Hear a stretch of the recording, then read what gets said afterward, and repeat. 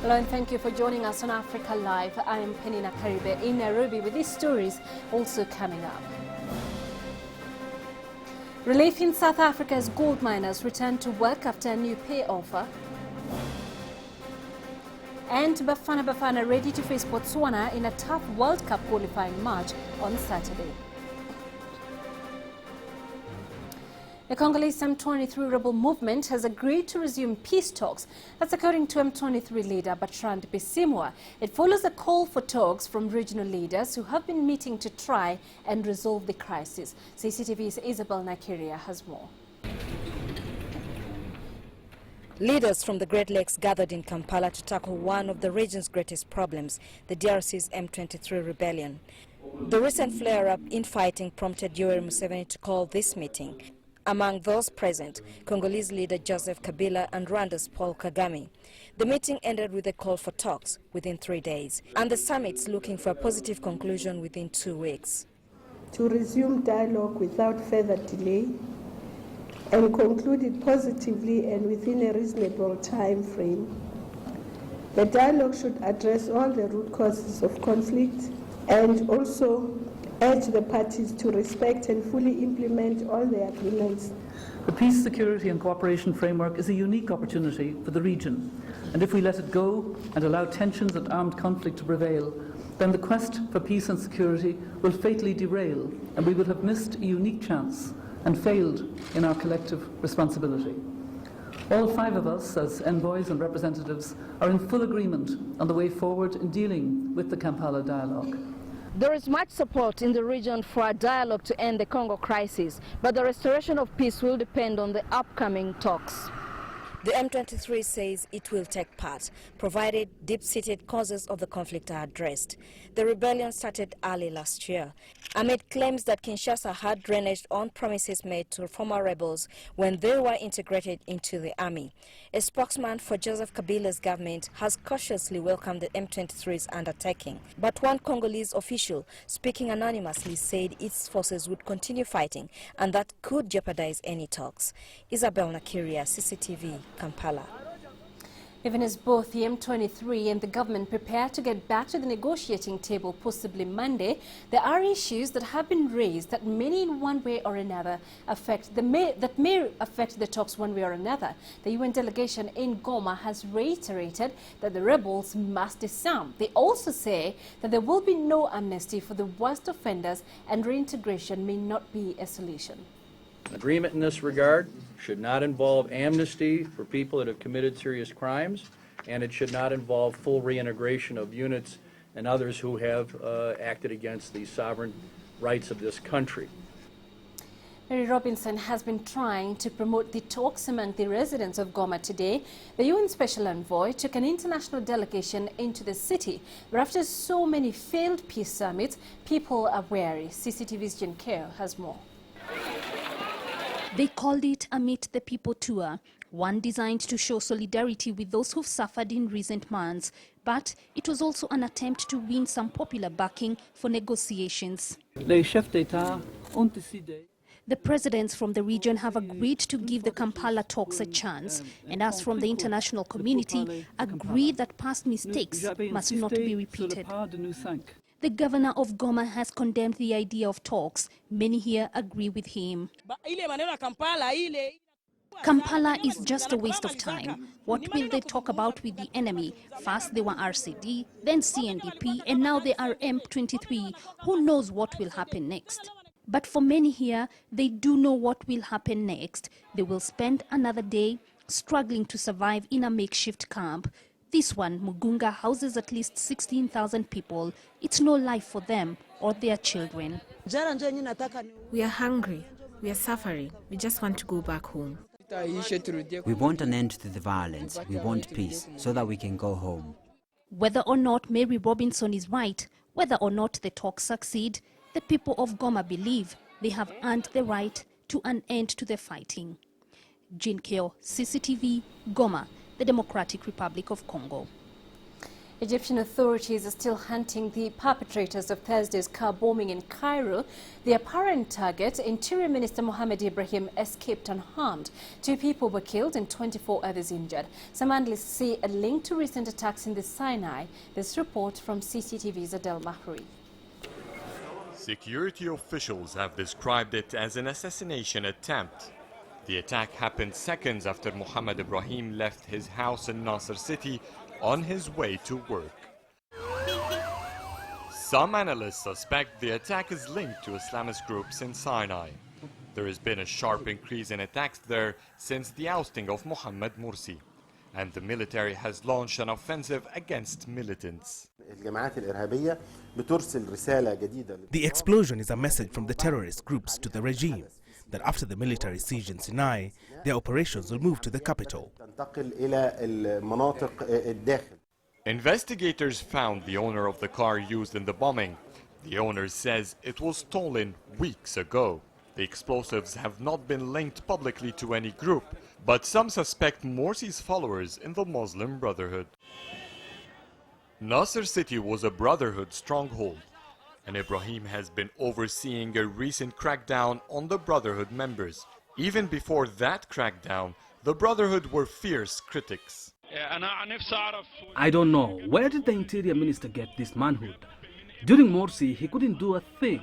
He is not a man. We don't respect him. The Brotherhood has condemned the bombing and says it's an attempt to discredit the organization and that it will continue its campaign of peaceful resistance. But hours after the attack, the government announced plans to dissolve the Brotherhood's NGO status. A day on from the bombing, officials have cleared the scene. But it's a reminder of what terrorism can do to a nation. And to supporters of the interim government, it's evidence that the country is now at war with terrorists. Adel Mahri, CCTV, Cairo. The G20 summit has concluded with a press conference by Russian President Vladimir Putin and a joint declaration. Multiple issues were addressed during the press conference. In terms of the Syrian crisis, Russia will help Syria in case of an external military attack. That's what Russian President Vladimir Putin said during a press conference after the conclusion of the Group of 20 summit.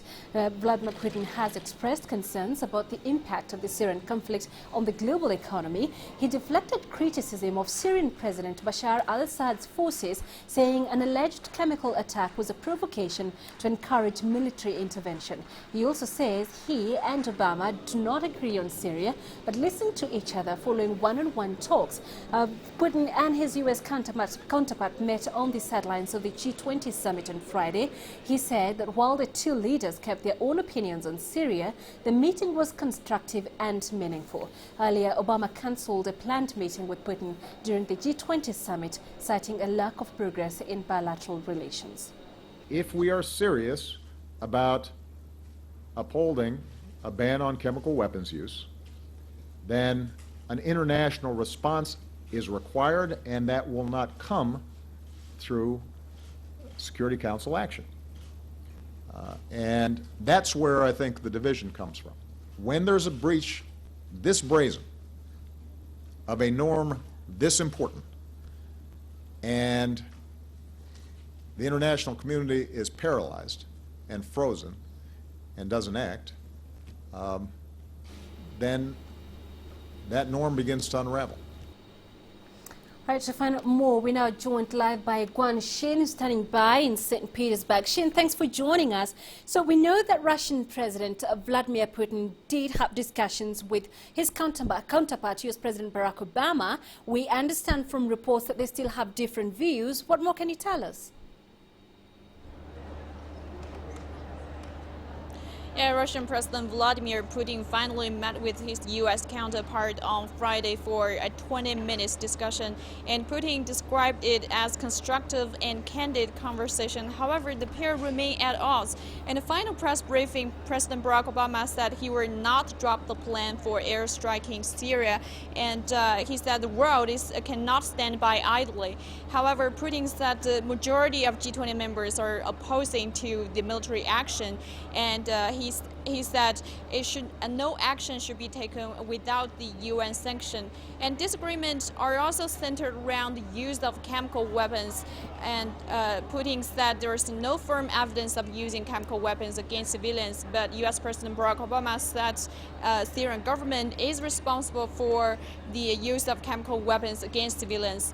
And Russian President Vladimir Putin even said if the U.S. launched an airstrike, Russia will continue aiding Syria. So the G20 summit concludes in disagreement, and the debate is likely to continue. Back to you. Shin, Ban Ki-moon has stressed that any decision taken on Syria must be taken within the framework of the UN Charter. The U.S., on the other hand, accusing the UN Security Council of not functioning as designed. What are other leaders there at the summit saying about this, the crisis in Syria?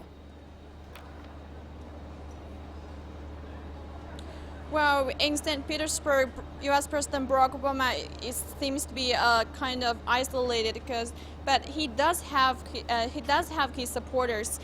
France is a firm supporter for military action in Syria, and Canada, Turkey, and Australia are also said to be allies. However, the majority of the G20 leaders are still opposing to military action led by Russian President Vladimir Putin, and the EU.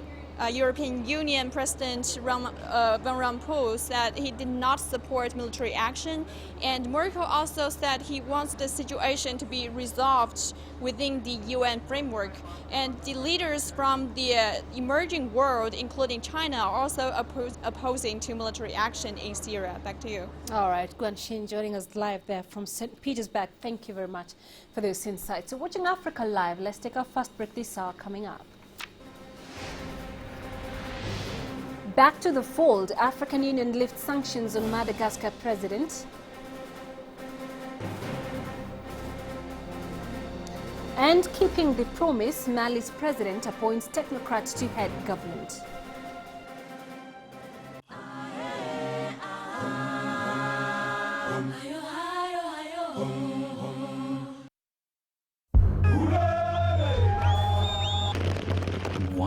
After the deadly Marikana shootings. It's worse. The worst in post-apartheid South Africa, labor unrest continues to plague Africa's biggest economy. We get nothing from that 16 up to now. Our demands are reasonable. This week, Talk Africa analyzes the origins of a potentially explosive problem that could push South Africa to the brink.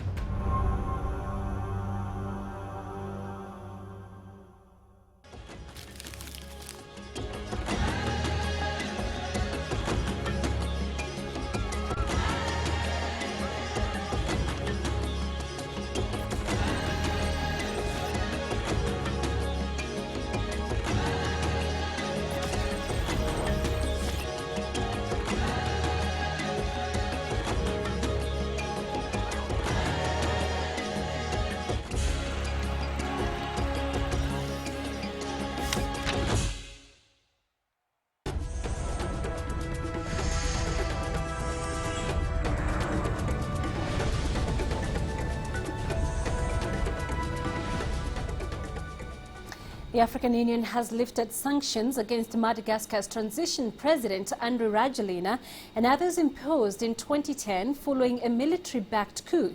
The ending of sanctions comes at a time when Madagascar is moving towards a much-delayed presidential election.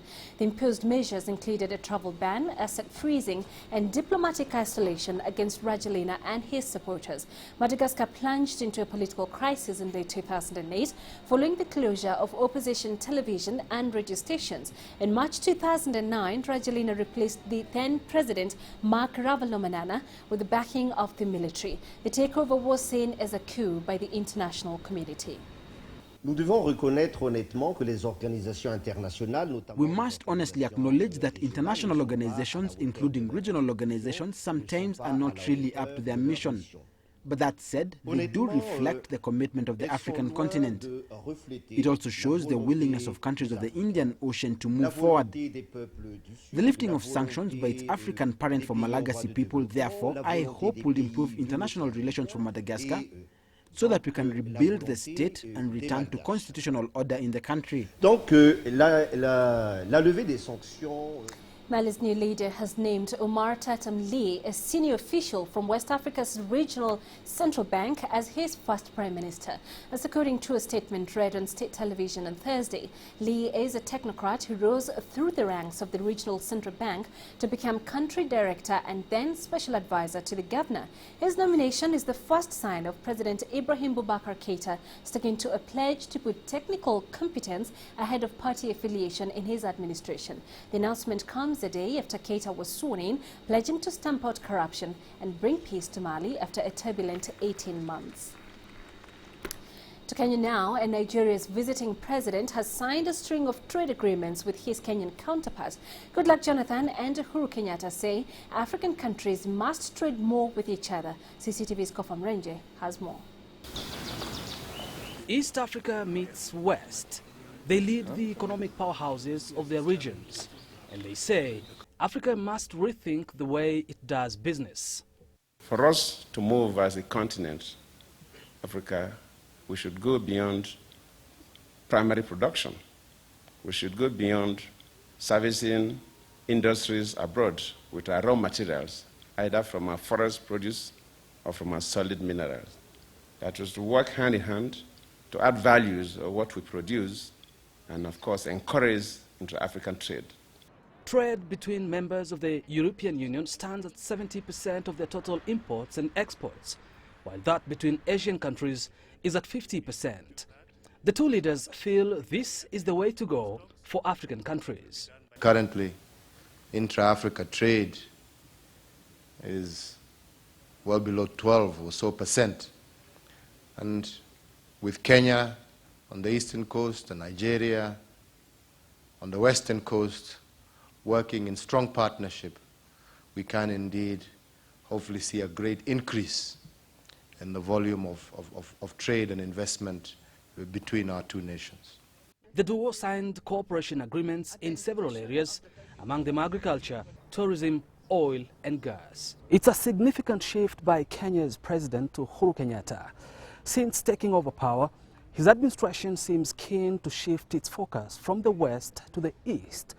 Kenyatta made clear with a recent trip to China that he favors stronger relations with the East.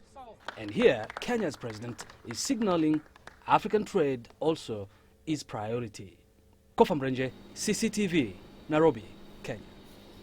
Time for another break here on Africa Live coming up. Tough times ahead as food stocks dwindle in Zimbabwe. We have the details next.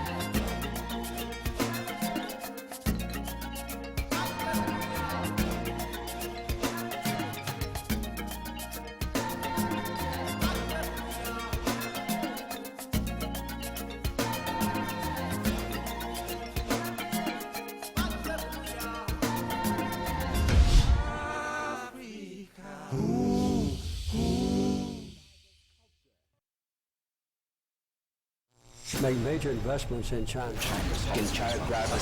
Why we are leaving for? That's a fundamental government. Position on China's by leaders. I think that's frustration would be Political change and human rights. Don't you think human rights?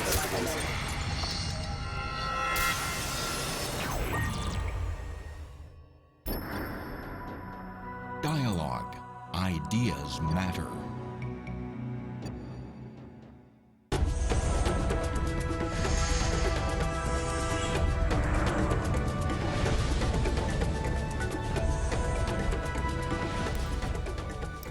Welcome back. Kenya has won support from the South African government in its standoff with the International Criminal Court. South Africa says Kenya should have primary jurisdiction in the trial of President Uhuru Kenyatta and his deputy William Ruto. Both men are facing trials at the ICC for crimes against humanity, and their political allies have voted to withdraw Kenya from the court's jurisdiction. CCTV's Robert Nagila has more. Will as many as of that opinion say aye? Aye. Will as many as of the contrary opinion say no? Aye. The ayes have it. And with that, a motion seeking to withdraw Kenya from the International Criminal Court sailed through Parliament. But the morning after, the implications of that vote were beginning to sink in, with some analysts saying it could radically change Kenya's relationship with the international community. There'll be a game where, for instance, Western powers, Europe, the US, will have a very different relationship with Kenya than, for instance, neighboring countries such as Uganda. Whether this could hurt Western aid is not clear. Even so, Uhuru Kenyatta has been forging stronger ties with the East. He can also count on the African Union, and now South Africa for moral support. They argue that Kenya is capable of holding the trials at home, and so the ICC must let Nairobi get on with it. But it's not over yet. It takes about a year to formalize the withdrawal of the country from the court. But the vote does send a powerful message of defiance against the ICC, a view shared by many not just here in Kenya, but across the African continent.